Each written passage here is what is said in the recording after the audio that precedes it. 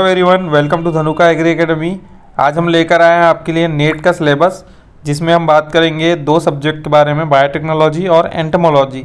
सो एक एक करके हम देखेंगे कि नेट के सिलेबस में आपको क्या क्या पढ़ना है और कैसे इसको तैयारी करना है। ठीक है, सो स्टार्ट करते हैं। सबसे पहले देखेंगे अगर एग्रीकल्चर बायोटेक्नोलॉजी, सो इसमें आपको सेल स्ट्रक्चर एंड फंक्शनल पढ़ना है। तो सेल स्ट्रक्चर एंड फंक्शन जो है ये आपका जेनेटिक का चैप्टर है, तो इसके लिए आपको बीडी सिंह की बुक या फिर फुंदन सिंह की बुक में ये कवर हो जाएगा आपका।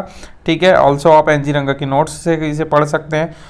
तो ये इतने सिलेबस आपके कवर हो जाएंगे। इसमें आपको पढ़ना है प्रोकैरियोटिक यूकैरियोटिक सेल आर्किटेक्चर और cell wall, plasma membrane structure, function and cell organelles, vacuoles क्या है, माइटोकॉन्ड्रिया क्या है, plastid, Golgi apparatus, endoplasmic reticulum, peroxisome, glyoxysome, cell division, regulation of cell cycle and protein secretion and targeting cell division, growth and differentiation.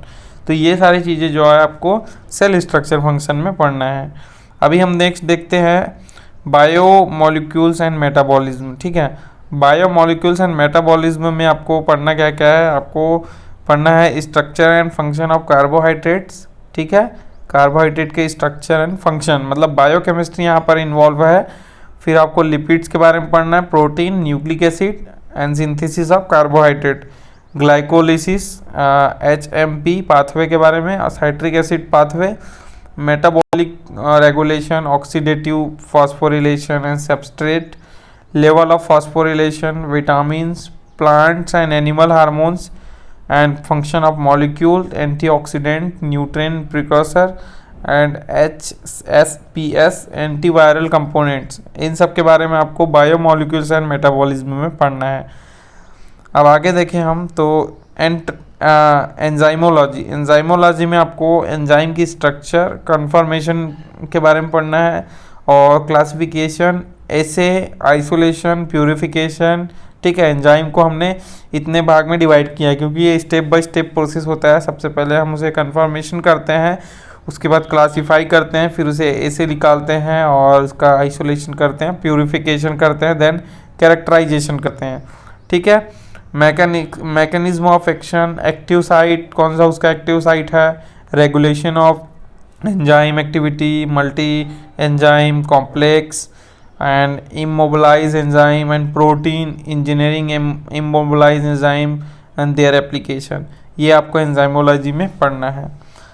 अब आगे देखेंगे हम molecular genetics. तो molecular genetic biotechnology का इंपॉर्टेंट चैप्टर होता है। आप इसे पढ़ना आपको बहुत ज़्यादा ज़रूरी होता है और ये सिलेबस में काफ़ी अच्छा क्वेश्चन अराइज करने के लिए चैप्टर होता है। तो जैसे मॉलिक्यूलर जेनेटिक में आपको कॉन्सेप्ट ऑफ जीन पढ़ना है, प्रोकैरियोटिक एंड जेनेटिक सिस्टम के बारे में पढ़ना है, प्रोकैरियोटिक एंड यूकैरियोटिक क्रोमोसोम के बारे में पढ़ना है, वही method of gene isolation, identification, split gene, overlapping gene क्या होता है, pseudogene, organisation of prokaryotic and eukaryotic genes and genome including operon. ठीक है, operon concept, lac operon concept आपको यहाँ पे पढ़ना है, जिसमें exon, intron, enhancer, promoter, sequence and other regulatory element, इनके बारे में पढ़ना है। म्यूटेशन के बारे में आपको यहाँ पे स्पॉन्टेनियस म्यूटेशन के बारे में पढ़ना है और इंड्यूस म्यूटेशन क्या होता है।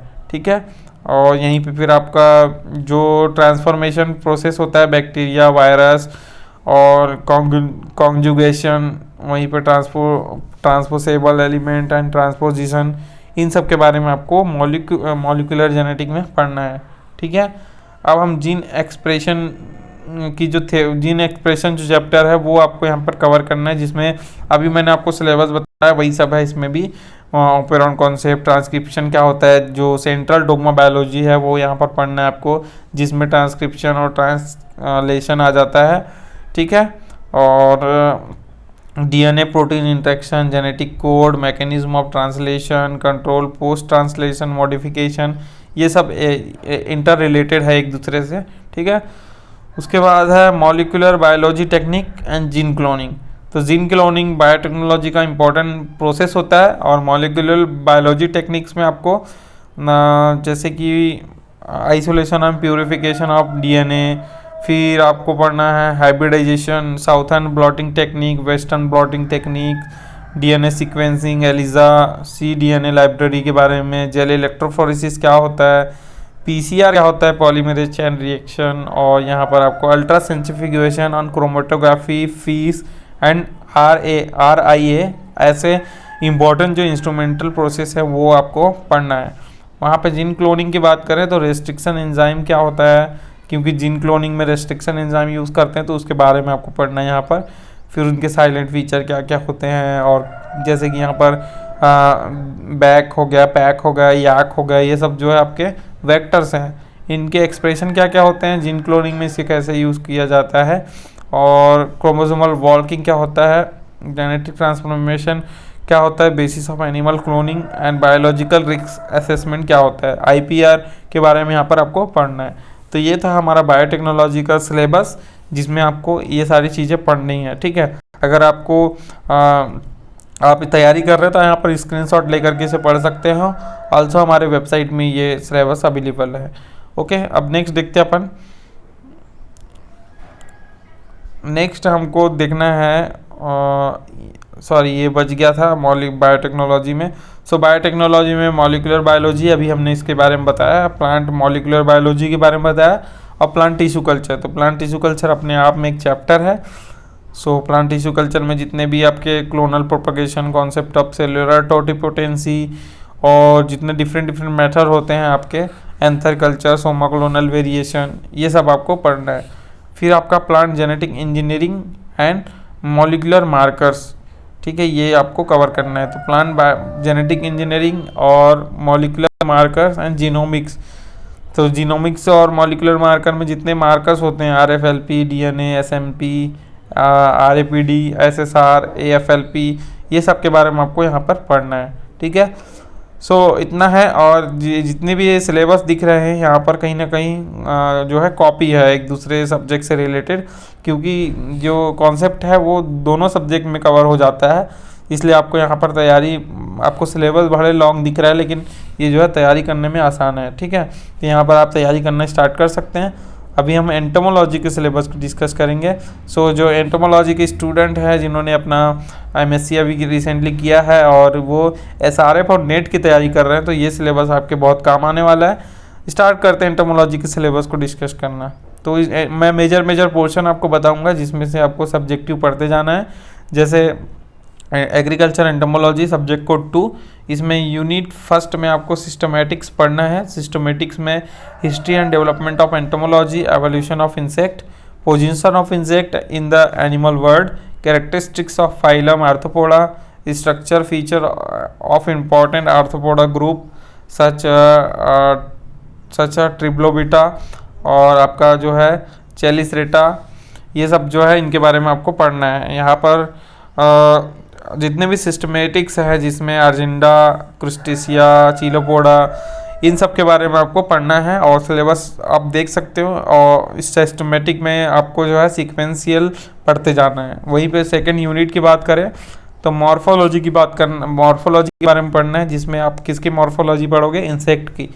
इंसेक्ट की मॉर्फोलॉजी जब आप पढ़ोगे तो आपको ये सिलेबस ध्यान में रख के पढ़ना है। जैसे सीक्वेंस से पढ़ते जाना है, पहले बॉडी वॉल पढ़ लेना है, उसकी स्ट्रक्चर और आउटर ग्रोथ के बारे में, एंडोस्केलेटन क्या होता है, बॉडी रीजन में कितने बॉडी रीजन में भाग में बांटा गया है, सेगमेंटेशन क्या होता है, ठीक है, हेड, थोरेक्स, अपेंडिक्स, और उसके बाद एब्डोमेन स्ट्रक्चर एब्डोमिनल अपेंडेज, और external genitalia, general structure of modification in important insect order, ये सब आपको मॉर्फोलॉजी में कवर करना है। वहीं पे फिर embryology, internal anatomy and physiology, तो ये जो है इंटरनल एनाटॉमी के बारे में पढ़ना है, जिसमें जैसे circulatory system, respiratory system, reproductive system, nervous system, ठीक है, एक्सक्रीटरी सिस्टम, ये सब के बारे में आपको यहाँ पर पढ़ना है। और यहाँ पर बायोकेमिस्ट्री भी थोड़ा सा आपको पढ़ना पड़ेगा, जैसे carbohydrate, protein, amino acid, lipid, vitamin, role of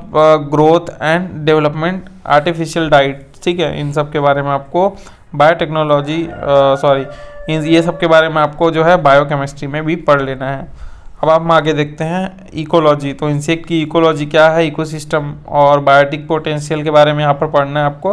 ठीक है। इकोलॉजी का एक अपना आप में एक चैप्टर है, तो ये आपको अच्छे से कवर कर लेना है। वहीं फिर बायोलॉजिकल कंट्रोल से भी मोस्ट ऑफ द क्वेश्चन जो है आपके नेट एग्ज़ाम और एसआरएफ एग्ज़ाम में आता है।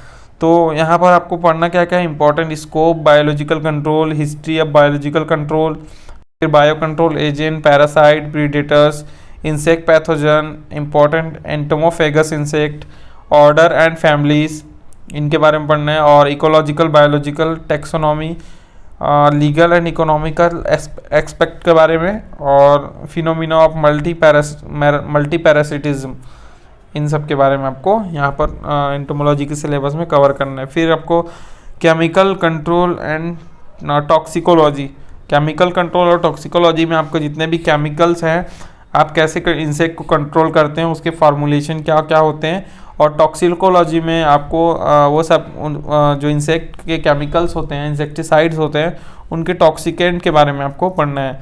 तो ये आपका सिलेबस है, ठीक है। इसके अकॉर्डिंग आपको टॉक्सिकोलॉजी और केमिकल कंट्रोल को पढ़ते जाना है। अभी हम नेक्स्ट देखते हैं।